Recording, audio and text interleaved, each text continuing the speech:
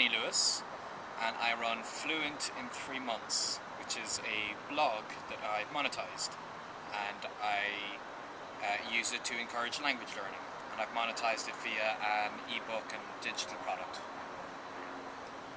I could only speak English when I was 21. I have a degree in electronic engineering, and I travelled for many years with many different jobs, teaching English, teaching mathematics, working in youth hostels and so on. And eventually I started the blog to try and help people with their own language learning by sharing my own stories, because I did eventually start to pick up languages, and I saw it's not that bad, it just takes a bit of effort. And that's how I started the blog. And about 8 months into the blog, I met some professional bloggers in Thailand. One of them was Chris Gillibo, and he gave me some very good advice to practically monetize my blog without turning into a cheesy marketer, so I could stick to keeping the message free and inspirational. And I really liked his advice, I really like his blog, so that made me inspired to come here to Portland last year for the World Domination Summit, and of course I came back for this year's one. And Portland is a very interesting city. I'm very glad to be here, and today is my birthday, and on this rooftop I'm actually going to go down a floor and celebrate it with fellow bloggers who have similar lifestyles and earnings to mine. It's a very interesting world when you can share your story with people, earn from it, and inspire them, and still it's a business, but you're also working to help people, and there's lots of people who get your advice for free.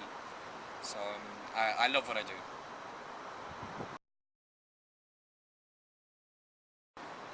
I do not have a background in marketing or anything relevant to growing a blog. I've actually got a degree in electronic engineering, and I found that I've made a lot of mistakes along the way, but that's good. I think it's important to make mistakes. One way that I've grown my site a lot is by having a story of me trying to learn a language and to encourage people to join me. And the first time I tried it, I did not succeed because 2 months into it I had a major financial problem. I had to clear my credit card debt, and the major challenge was, how transparent do I want to be with people?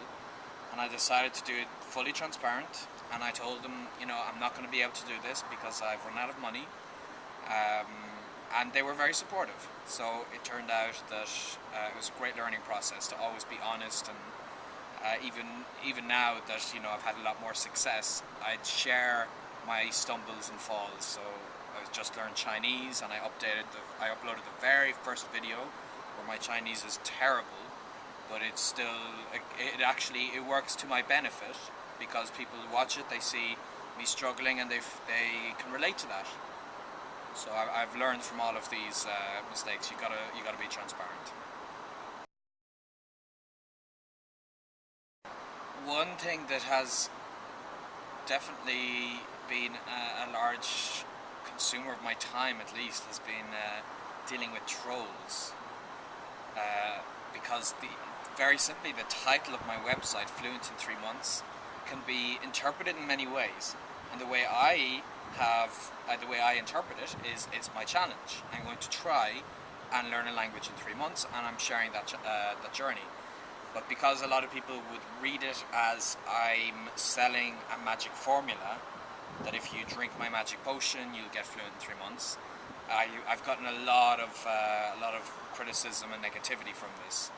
So that has been a huge problem that I've had to deal with, and I've tried to engage with people for that. It's definitely challenging, and I've learned the hard way that sometimes just a very short reply, very polite, is the best way, no matter how mean people are to you.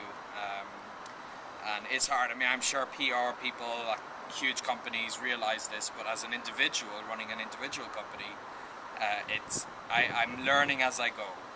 So if you want to deal with people publicly, you always have to be as professional as you can. So forcing myself to do that has definitely, and not doing that sometimes has tripped me up.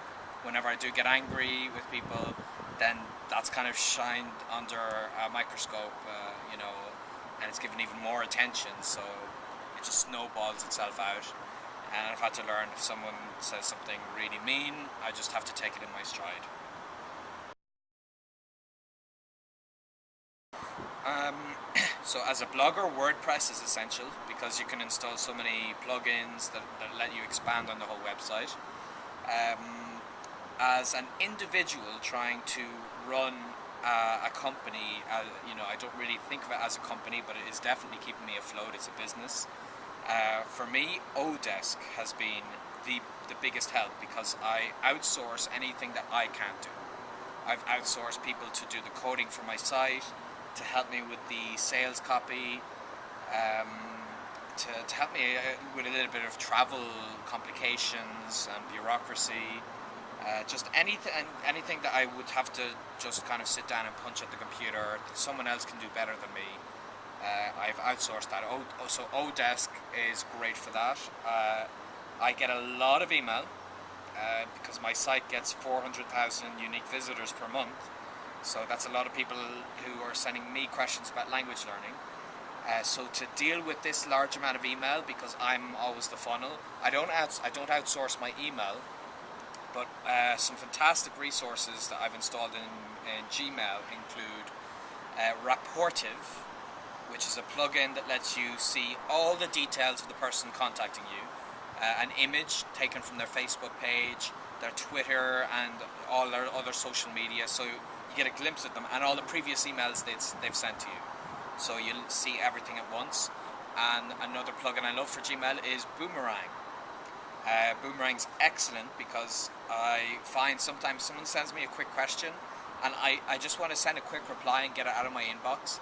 But if I reply very quickly, then that kind of trains them that this is like a chat, and they'll reply quickly back to me. So I would actually get a quick email, reply quickly, but say send in 2 days. And this gives a kind of illusion that, I can't reply to this email very quickly. And then the other ones, if it's something I can't act on, I'll tell it return to my inbox.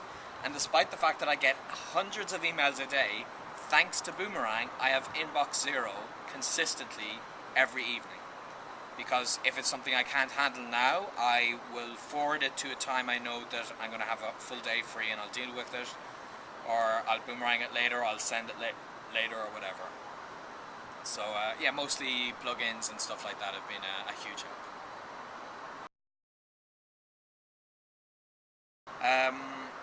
Well, what I'm trying to do is not so much business related, but more inspirational related. I do earn very well from my business, but I earn well because the message is getting spread. My blog is going viral because people share it because the message is inspirational. So I try to stick with that. I'm trying to tell people you can learn a language. And what inspires me is other people doing similar things. So the likes of TED Talks. I just like sitting down and watching several TED Talks in a row, and even though they're not talking about something directly related to my business or language learning per se, a lot of what people discuss in that context can be applied to any business and any personal endeavor. So TED Talks inspire me a lot. I make sure that I have what we call mastermind meetups. So me and several other entrepreneurs who are at the same stage as me, other individual bloggers, we get online on Skype every few weeks and we compare stories, and we get on one another's case. We're like, you were supposed to do this by then. And it's great because as an independent person, I don't have a boss breathing down my neck. So it's good to have other friends to support me.